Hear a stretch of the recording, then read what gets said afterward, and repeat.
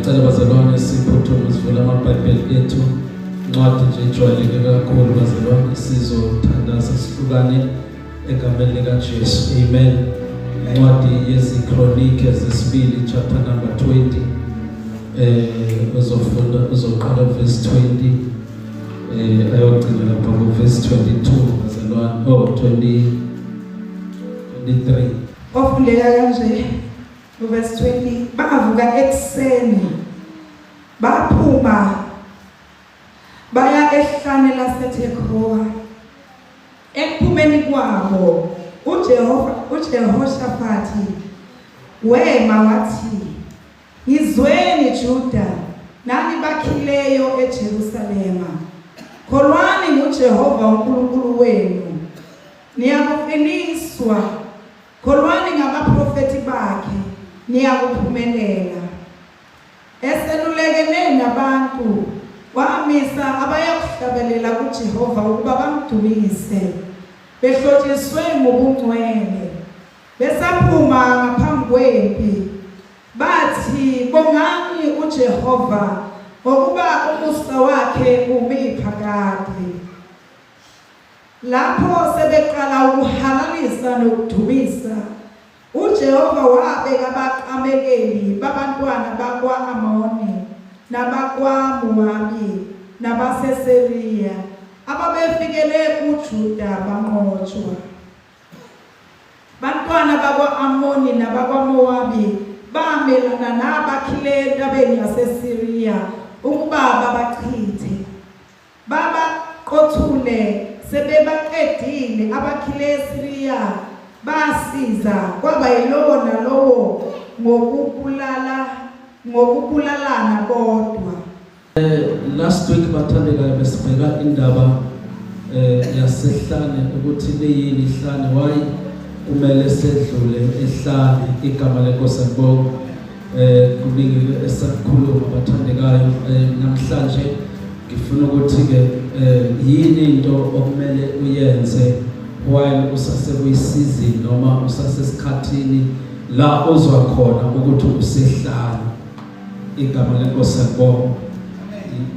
Athi mangiphinde ukuthi yini into okumele uyenze while noma usasekwindawo noma kuyisizini noma kuyisikhathi la uzwa khona empilweni yakho ukuthi yabona cha ngisehlane ke la. Igama lenkosi libonge. Yini izinto okumele uzenze? Sibhekile ukuthi last week bathandekayo ukuthi ihlane livunyelwa nguNkulunkulu ukuba lenzeke empilweni zethu, noma ezinye zezinto zivunyelwa uye ukuthi zenzeke ekuphileni kwethu. Sakuveza ukuthi bathandekayo lezo zinto uma zenzeka kabuhlungu. Amen. And why kumele zenzeke kabuhlungu? Ngoba siyakhiwa kuzo, siyatestwa kuzo siyatransformwa. Igama lenkosi libonge. So now ukuthi ke zivunyelwe nguNkulunkulu akusho ukuthi uyarelaxa or ungenzi lutho wena uma useleyo ndawo yobuhlungu, uma usekuleso sikhathi sosizi ekuphileni kwakho. Ngiyakholwa ngezwakala bathandekayo ukuthi yini ke okumele uyenze bazalwane. iBhayibheli lithi lesikhathi abantwana bakwa-Israyeli bethunjiwe, yaphuma iprofesi ukuthi ngesikhathi esingango 70 days, 70 years uIsrael uyophuma eBhabhiloni noma uyophuma ekuhlushweni. Lithi iBhayibheli uDaniel wathi engafunda leyo nto leyo wayese ebona ukuthi isikhathi sesisondele ukuthi siphume, wabese uyakungena emthandazweni. Igama lenkosi libonge. Hallelujah. Ungenelani weDaniel emthandazweni na? Ungenela ukuthi baziprepare ukuthi malifika lolu suku noma kubhaliwe noma kulotshiwe kodwa kusebenzeka ama-spiritual forces noma izimpi zobumnyama zikudelay lezinto noma zilubambezele lo suku. Yingakho ngalolu suku uNkulunkulu ukuthi ngafuna umuntu ukuba eme esikhaleni ukuze uIsrael angangeni ekubhujisweni, ngoba uyadingeka umuntu bathandekayo noma abantu abazohlezi beme esikhaleni lapha iBhayibheli elibabiza ngama-watchers, igama lenkosi libonge. Ngoba masikholwa sisindiswa bazalwane ezokukhula ekusindisweni, ama-ranks akho ayashintsha. Amen. Irank yakho iyashintsha, ishintshe ngani ngokwezimo odlula kuzo. That's why sifanele kudlula ehlala. The more unqoba, the more irank yakho ikhula spiritual. The more amademoni eksaba ngoba asayazi ukuthi wena you have something, you have power ekhona kuwe oyithole ehlane, ngoba sivezile ukuthi ehlane bathandekayo umuntu awuphuma igama lenkosi libonge. So now irank yashintsha ke mase udlule egabeni 18 igama lenkosi libonge. So you become a watcher. Laba abathandazayo they are called watchers, igama lenkosi libonge. Lasifunda khona bathandekayo, sifunda indaba bathandekayo egameni lika Jesu, indaba esiyaziyo sonke kaJehoshaphat inkosi, igama lenkosi libonge.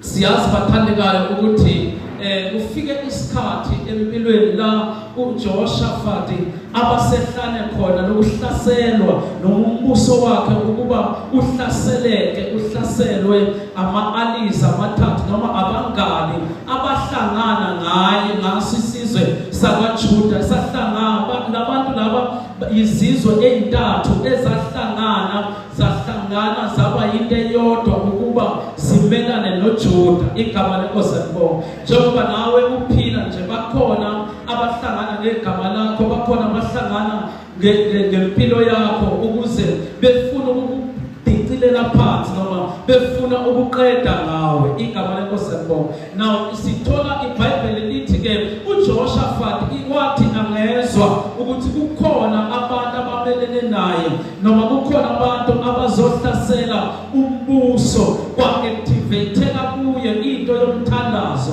ngoba bathandekayo. Uma lithi iBhayibheli encwadini kaHebrews, I think chapter 12 verse number 4 or chapter 12 of chapter 4 verse 12, khona la ikhuluma khona bazalwane umpostoli Paul ahlukanisa khona abathile babazalwane, athi khona abazalwane abadla bathandekayo abasadla obisi, bese athi khona abadla ukudla okuqinileyo.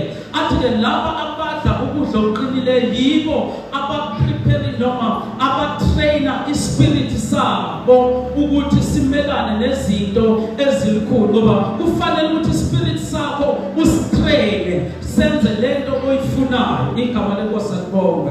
Ngoba nala uJehoshaphat wayestrainile ispirit sakho ukuthi noma mayintoni ahlangabezana nayo kumele ukuthi ayothandaza. Lithi iBhayibheli wathuka bathukela kuphi bazalwane? Emthandazweni, igama lenkosi libonge. Now uma ke sisehlane, uma ukuyisizini, point number 1, uma usesizini noma usesikhathini lapho la uzwa khona ukuthi usehlane, umelwe ukuba uthandaze. Sanibona bathandekayo, lolu hlobo lomthandazo okumele ulenze lihlukile bathandekayo.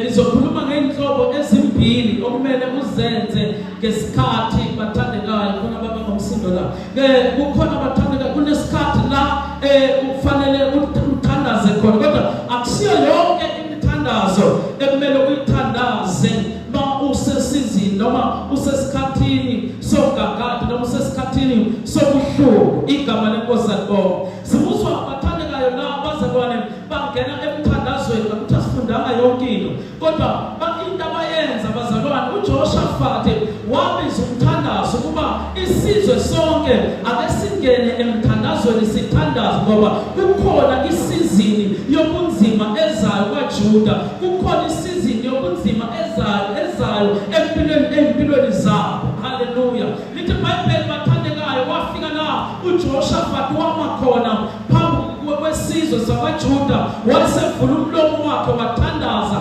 wabiza uNkulunkulu osemfihlakalweni, wathi weNkulunkulu akusiwe yini osikhiphile, okhiphe izwe lako-Israyeli eGibhite wahamba nalo ehlane, wathi akusiwe yini wena Nkulunkulu owenze imangaliso wazenza sisehlane. Haleluya. Ngoba ma usehlane bathandekayo lithi uthi ohlabelelayo egameni likaJesu athi bala izibusiso athi zibale kazinye aziningi na. Ngoba ma usehlane fanele uhlale phansi ubuka ukuthi uNkulunkulu kususe kuphi, ubuka akuhlana kwabadlula kuzo, ubuka ubunzima obunye kwabadlula kubo uNkulunkulu wakuthwala, bese uba namandla nesibindi sokuthi namanje uNkulunkulu usazomthwala. Igama lenkosi lakho uthi uJoshaphat waNkulunkulu othi ke esandleni sakho kunegunya, esandleni sakho akunakho awekho inamandla kuwo. Ngoba lo uNkulunkulu bazalwane esimkhonza, uNkulunkulu esimethembayo, fanele wazi ukuthi how do you pray, ukhuluma kanjani naye, uthandaza kanjani kuye. Igama lenkosi lakho verse number 12 siyathola athi thina sinawo amandla, athi wena onamandla, athi asinalo elinye ithemba kuwe wedwa uNkulunkulu. Haleluya. Proverbs chapter number 3 verse number 5 ubhale wena obhala ngoba angeke sisafunda bathandeka ngesikhathi. Izaga chapter number 3 verse number 5 to 8 iBhayibheli la mawusehlane bathandekayo number into okumele uyenze ukuthi number 1 uthembe uNkulunkulu,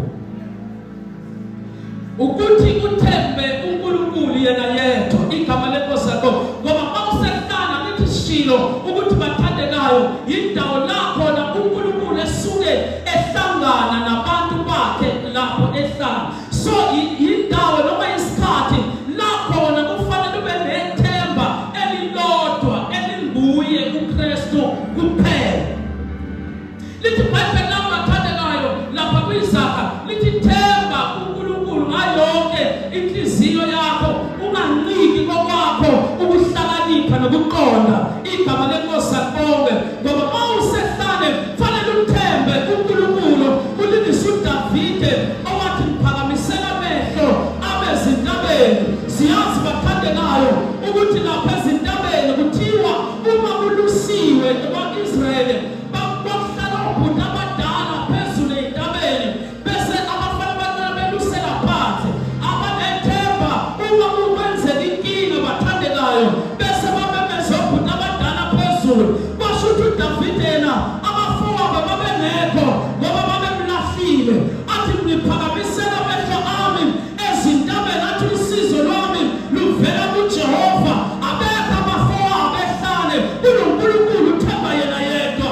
Asiniki kokwethu ukuqonda, asiniki kokwethu amandla, kodwa fanele sinike kuye.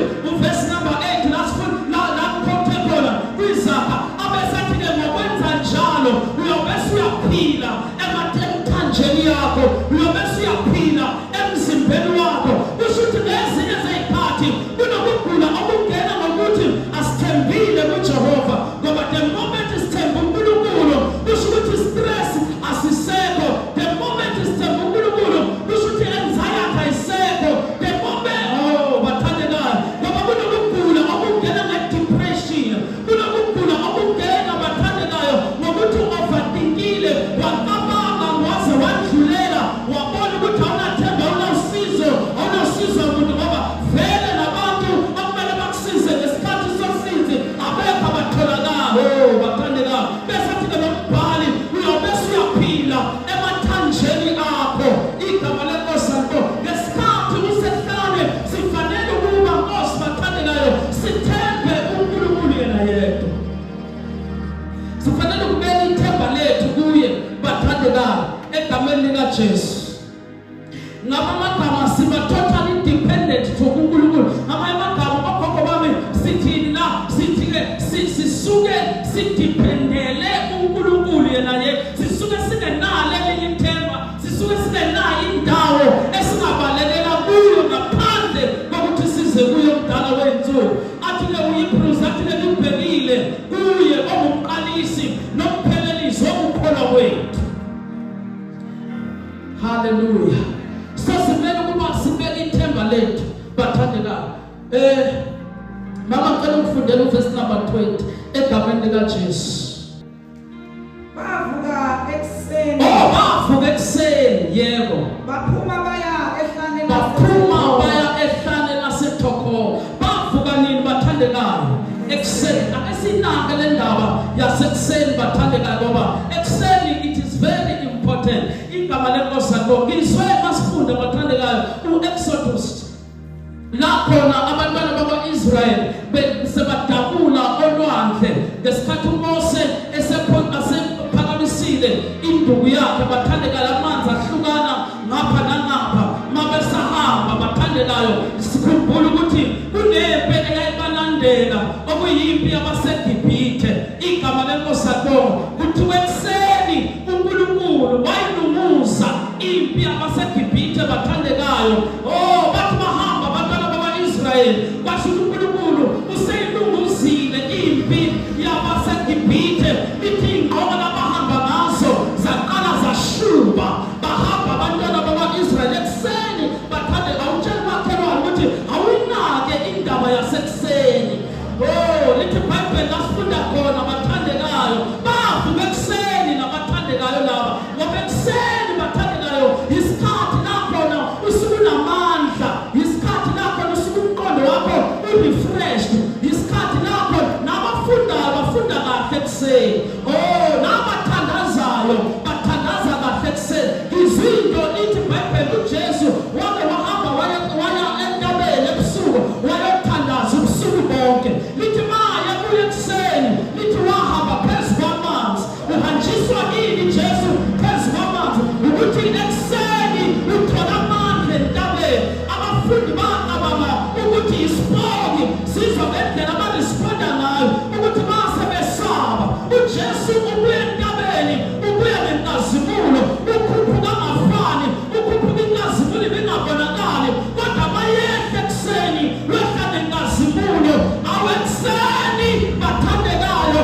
nabathandazayo bathandaza kahle ekseni ngoba ekseni kunezinto ezinamandla kunokunqoba ekseni lithi iBhayibheli bathandekayo bathi ekseni bavuka sebathandazile phela lento yasekuseni bathandekayo in the morning egameni likaJesu ekseni sizwa into bathandekayo uthi masifunda abahluleli uchapter number 7 siyayazi indaba kaGideon bathandekayo lithi iBhayibheli lami uNkulunkulu ufika ukhuluma noGideon uthi ke lalela Gideon vuka uthatha amadoda uhambe nawo uye enkambo yamaMidiyani hallelujah uzofike uzwe ukuthi kuthiwa we know the story bathandeka lithi iBhayibheli mayefika uGideon alivezi ukuthi kwakusekuseni kufundeka kodwa nesiqiniseko sokuthi wafika ekuseni ngoba wakhuluma naye ebusuku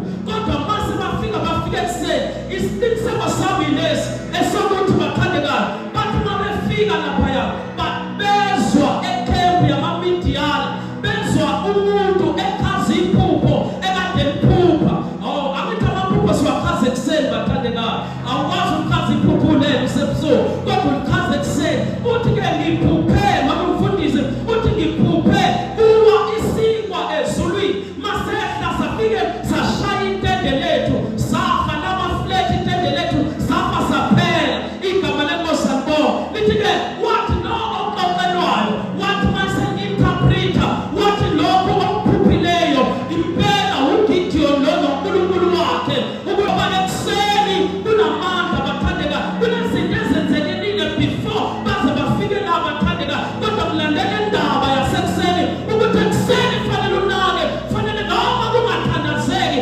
awuzimele uvuke uyothandaza ekseni ngoba isikhathi sokunqoba uGideon wanqoba bangakangena empini ngenxa ukuthi waye ekseni waye endabeni la ayozwa khona ukuthi uNkulunkulu ngempela usebanikezile ukunqoba banqoba bathandekayo ekseni bangakaye empini ngoba if you can engage yourself into prayer every time in the morning kunezinto ezizokwenzeka ekseni kunamandla amazi le statement masizwa kubani noma kulayisonto noma ikuphi kune statement asikhuluma lo mzana athi ke kune statement esithi ke uma uthi ungathandazi uthi thandaza uma uthi if you feel like you don't want to pray uthi pray uma uzwa ukuthi ukhathele masuthi akwenzeki lo muntu uthi ke hamba uthandaza Alright, wathandekayo. Amen. Now, imuphi-ke uhlobo lomthandazo ekumele siwuthandaze uma sisehla? Uhlobo number 1 ekumele siwuthandaze, it is thanksgiving. Umthandazo wokubonga. Ngoba la bathandekayo ka spiritual world, la kaNkulunkulu bathandeka senza izinto engazuthi ziphambanise ikhanda kancane. Ngoba usesizini uyakhala kodwa kuthiwa kufanele wenze umthandazo wokubonga. Ngoba ngesikhathi wenza umthandazo wokubonga usuke uthi uNkulunkulu ngenzele lokho engikufunayo. Oh, igama lenkosi akubonga. uNkulunkulu uyamhlula sisusine ukuthi angakuniki into osavele wayenza eyaba ngeyakho. Kuyamhlula ukuthi uNkulunkulu angakuniki into osavele wayenza yaba ngeyakho, ngoba ubonga ungakayiphathi, ubonge bathandekayo ungakabi nayo. Kodwa uthi uNkulunkulu uyabonga. Phela sifunde sonke iBhayibheli bathandekayo, siyasazi isitori sikaHana. Lithi iBhayibheli bathandekayo wayetholakala endaweni yokubonga eShilo, kodwa ingekho into angathi angayibonga ngoba umntwana akekho. Nalihlale likuye uphenina kulokulwa naye, uyamcindezela nsuku zonke, uyamgona nsuku zonke. Injabulo kuHana yikho, kodwa simbona ugijimile eShilo. Uthi mama uyabonga ngezinto abayiphetheyo, nami ngiyoya ngiyobonga ngalokho engifunayo, ngalokho engikubona ngamehlo enhliziyo. Ngoba masika embusweni kaNkulunkulu izinto asifani ukuyibonga ngoba sesiphethe, kodwa siqala ukuyibonga singakaziboni. Uya eShilo uHana ayikho into ayiphetheyo. Usehlane kumele wenze umthandazo wokubonga. Uthi uNkulunkulu ngiyabonga. Ubongani ungaphethe lutho. Kodwa laba abazi kahle ukuthi izinto zi-activate-wa ngokubonga kulo mbuso kaNkulunkulu, especially uma usehlane. Ubonga njengoba umama nje kade efakazela ugogo uManqele ukuthi umntwana begula esibhedlela. Uyena wayelwazi usizo, athi ngiyabonga Nkosi ukuthi uyaphuma esibhedlela. Ubonga kanjani umuntu ecishe imishini iy'ntaba zasey'bhedlela zimkapha umzimba wonke, athi Nkosi ngiyabonga ukuthi uyaphuma. Bese kuyamhlula uNkulunkulu ukuthi angakwenzi lokho ngoba usakwenze okwakhe. Bathandekayo, izweni uMark chapter number 11 uthi uJesu uma verse 22, uma nini nikhuleka abakwazi ukuthi lokho enikhuleke nayo senivele ninakho kanjani zingingakabambi. Uthi kukholweni ukuthi maniphuma niqede nithi amen, usuvele unakho. Ngamanye amagama unakho ungakabambi, ngoba la embusweni uba nakho izinto zingabibabikho. Uba kanjani ngenxa yokukholwa, ngoba faith, it is the substance of the things that are unseen. Izinto ey'ngabonwayo ngamehlo enyama, kodwa ngamehlo okukholwa ngizwa uNkulunkulu ethi wa-Abrahama phuma ume ubuke indawo. Uthi njengokuhamba kwamehlo akho leyo ndawo sengikunikile. U-Abrahama wayengenayo i-title deed, kodwa ngenxa yokuthi usebonile wathiwa uzoba na. Ngoba usubonile simnika yonke leyo nto. Sanibona bathandekayo, lapha kufanele sibonge. Uthi uNkulunkulu ngiyabonga. Ingekho imali, uthi baba ngiyabonga ukuthi imali zingani. Uthi mina ngiyi-magnet yemali.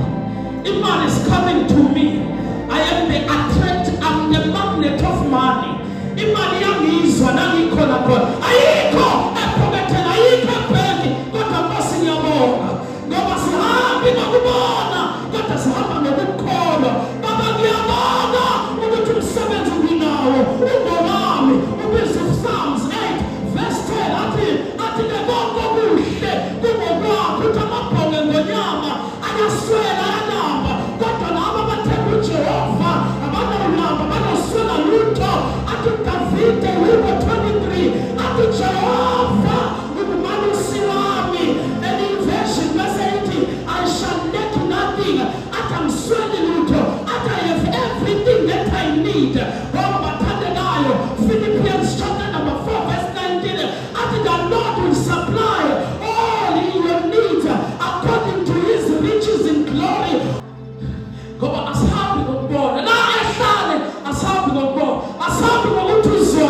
yabo kubuhlungu, yabo pressure yempilo, yabo inyoka ziyamluma, kodwa bathatha amehlo bawaphakamisele kuye, bayaphuma noma sezibalumile bayophila, noma sebalagula emzimbeni bayophila. Baba ngiyabonga ukuthi konke kuhle kungokwami. Baba ngiyabonga ukuthi ingane zami ziyaphumelela.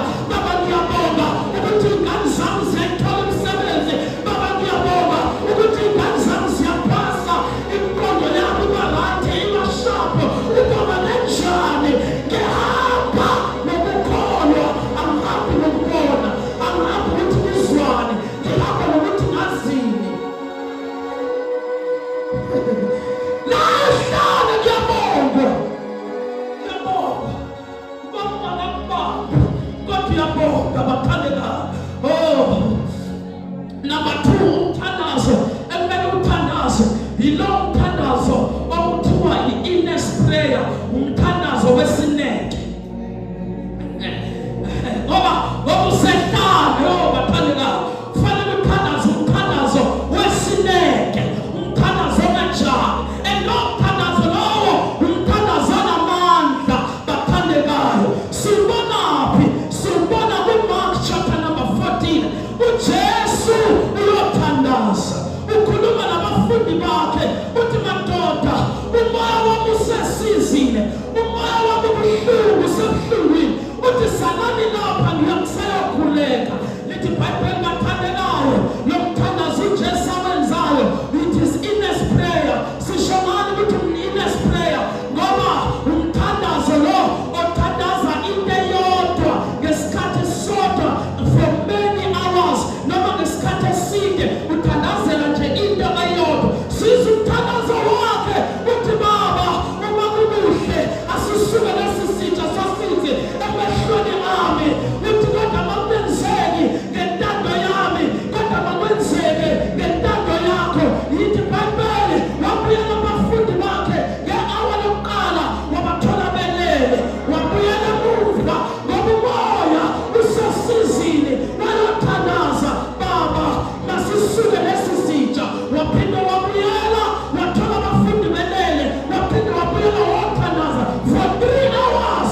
Usho umthandazo wodwa uthi, Baba, lesi sitsha masisuke, kodwa mangenzeki ngentando yami, mangenzeke ngentando yakho. Baba, lesi sitsha sosize masisuke. Akafaki omunye umthandazo, akayifaki enye into.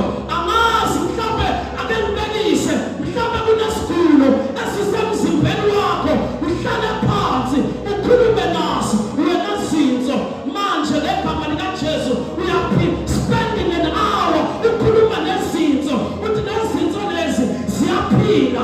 Mina angiguli, mina ngiyaphila, mina angiguli, mina ngiyaphila. That is an Ines prayer. Lo mthandazo unamandla, lo mthandazo uthandaze, ungawuyeki.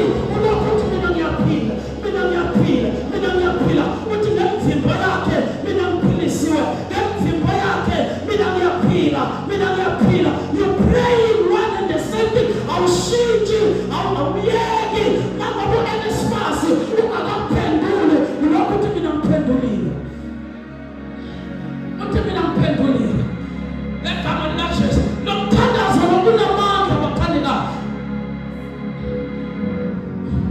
Lo mthandazo watriggerisha ingelosi. Lithi iBhayibheli wehla ingelosi ezulwini, yabuya yazomthinta uJesu, yazomqinisa. Uthi noma usesizini, kodwa kube nokuthula la ngaphakathi, kube nokuthula la kuwe, uzwe kuwe ukuthi le nkinga ayisamkhathazi, le nkinga ayisamnikezi usizi, kodwa ngizwa kwangazuthi ngihambela phezulu. Those who wait upon the Lord, they will fly like eagles, they will mount upon every storm. Abalindele uJehova bayophakama njengokhozi. Mthandazo lo engikhuluma ngawo umthandazo wenziwa u-Elijah. Bathandekayo encwadini ka-1 Kings, iBhayibheli liyasitshela nakuJames chapter number 14, chapter number 5 verse 14, liyasho ukuthi u-Elijah wayengumuntu njengathi,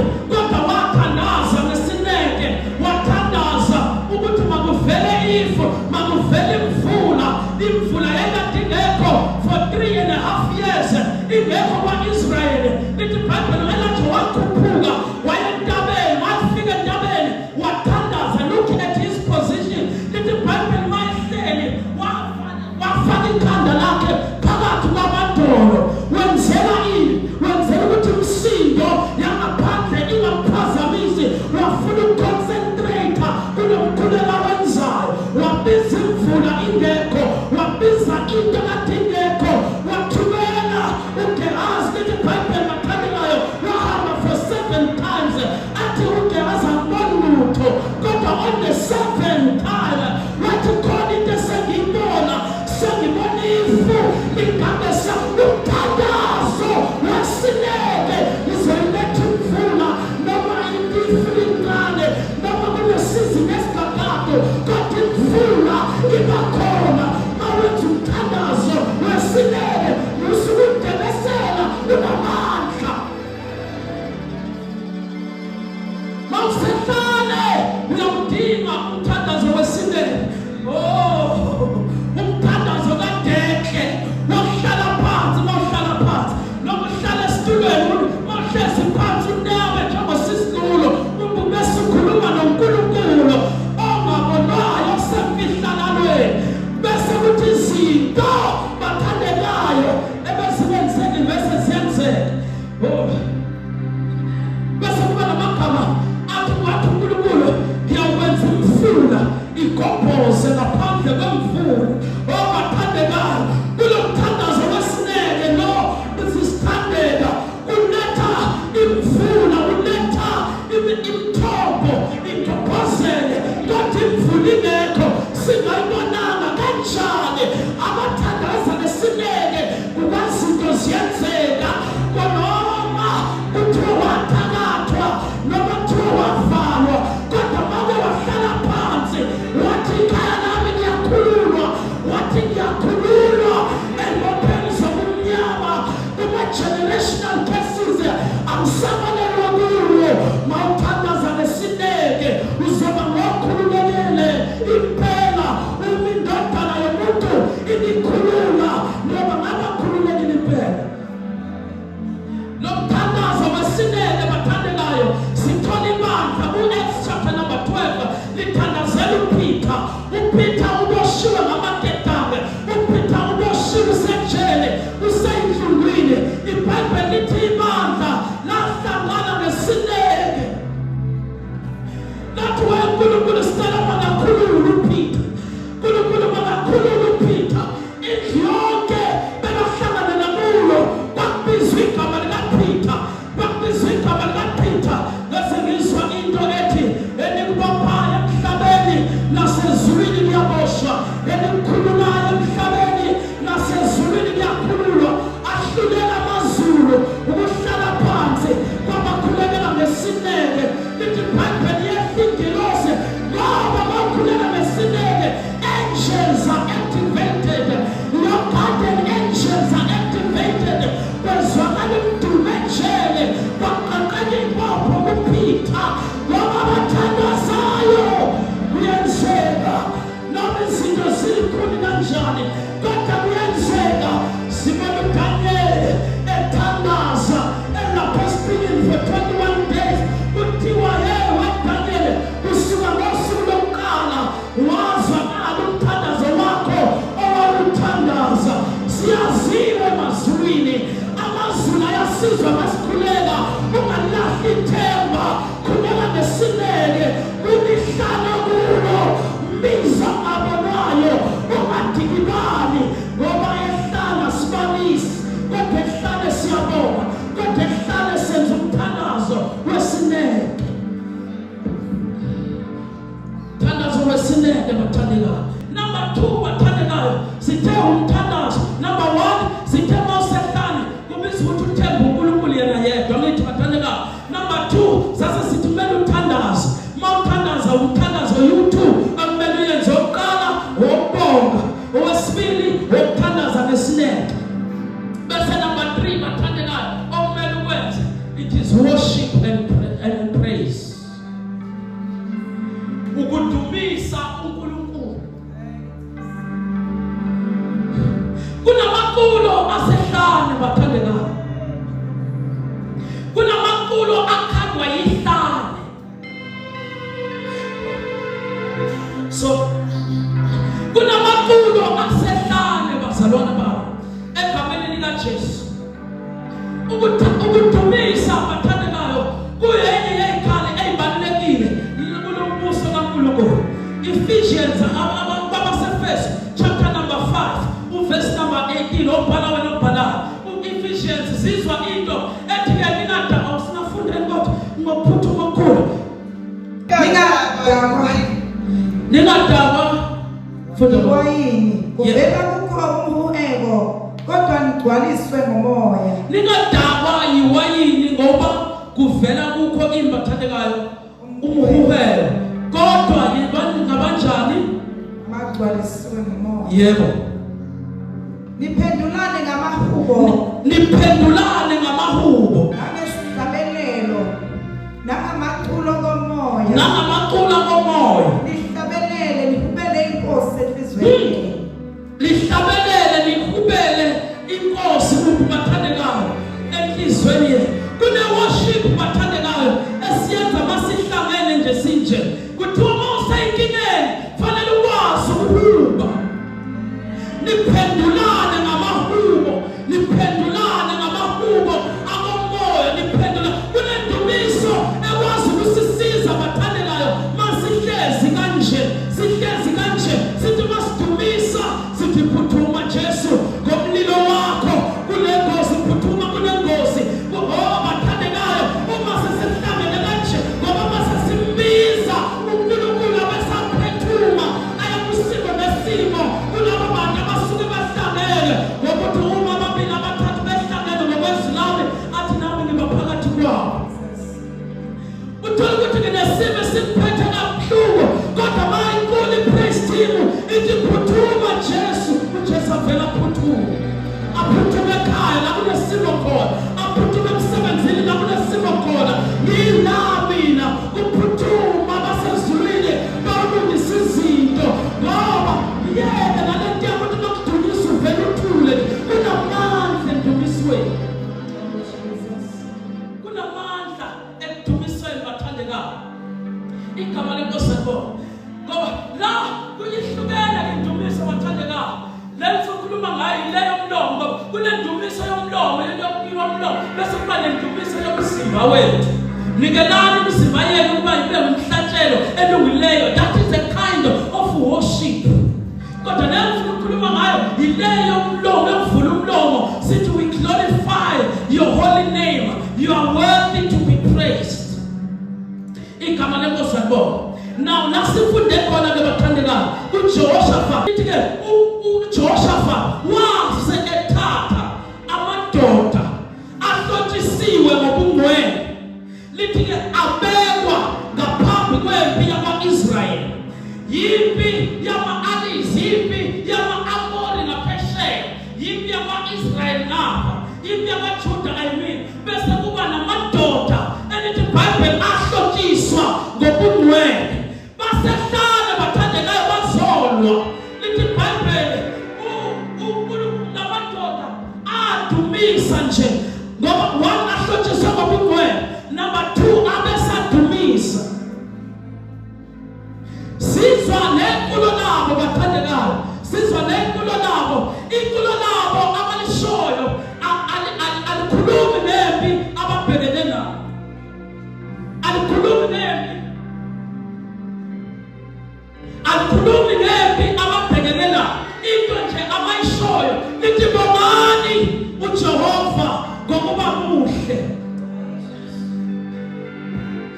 Baphethe ikhali laba, baphethe ikhali zonke omayigabanga, baphethe ama-AK-47, baphethe zonke uhlobo omaligabanga, baphethe ibhamu zonke, baphethe ama-carrots. Kodwa amadoda adumisayo athi bongani uJehova ngokuba bakhohlwa yini abayibonayo, bathi bongani uJehova ngoba kunamaculo asehlane, athi bongani uJehova ngoba muhle. La maculo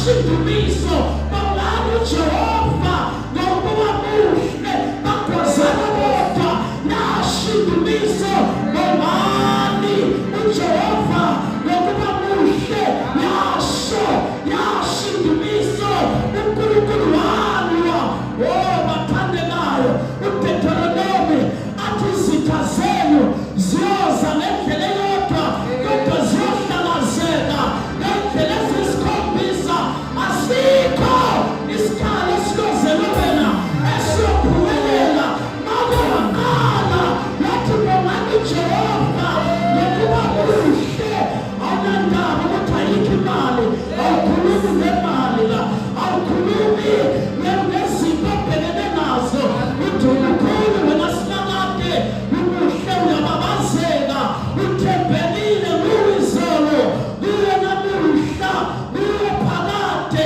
sizwile bathandekayo indoma zaseJerikho aziwiswanga amakhathapila indoma zaseJerikho aziwiswanga yibhamu aziwiswanga izando kodwa zawiswa yipraise bathi uJehova muhle makabongwe indumiso inamandla kuyadilika intaba kuyadilika amawa kuyadilika izitha zakho wethulembile babona usuka phesheya babekile ukuthi imoto yakho siyaginqa namhlanje babona usuka phesheya indaba ukuthi bongani uJehova nani minyango Psalms 100 verse number 4 uthi bongani uJehova nani minyango yaphakade balibonge igama layo Psalms 20 verse 7 athi asithembile emakariyote